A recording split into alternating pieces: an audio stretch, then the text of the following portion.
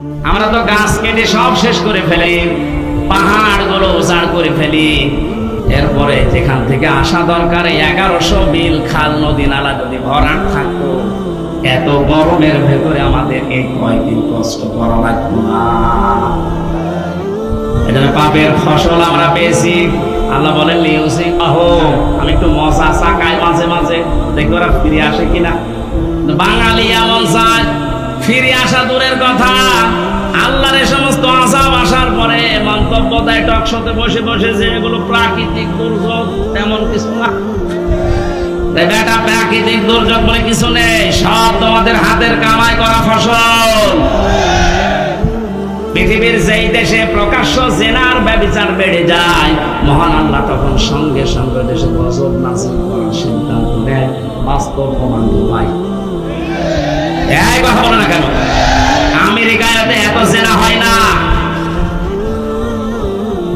বড় বড় ওই ভবনগুলো সব জেনার কারখানা। আল্লাহর শরীরের বাইরে চলে গেছে না, বিমানবন্দর পর্যন্ত ভাসিয়ে দিয়েছে। যা এখন এই ঘাস শুকিয়ে উঠতে ওদের 10 বছর লাগবে। দুবাইয়ের মতো এত উন্নত জায়গাগুলো যদি আল্লাহ কয়েক ঘন্টায় ধ্বংস স্তূপে পরিণত করে দিতে পারে, আমাদের দেশকে কিছুই করতে পারবে না, কারণ আমরা করোনা মোকাবেলা করে ফেলেছি।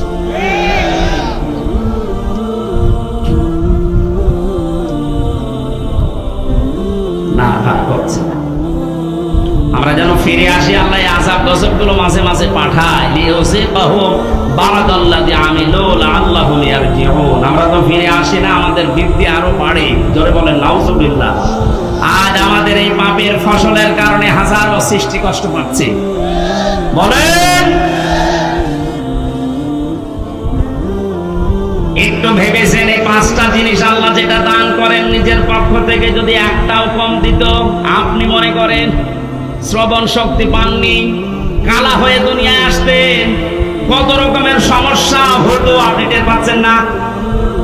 যদি দর্শন শক্তি আল্লাহ না দিত, আমি নিজে বাস্তবে দেখেছি, কুমিল্লায় এক মাহফিলে খাবার খাচ্ছিলাম, হঠাৎ বিদ্যুৎ চলে গেল। পাশে এক অন্ধ বসে খাবার খাচ্ছিল, আমরা চিল্লা পাল্লা করছি, তাড়াতাড়ি কারেন্টের ব্যবস্থা করেন, আলো কই।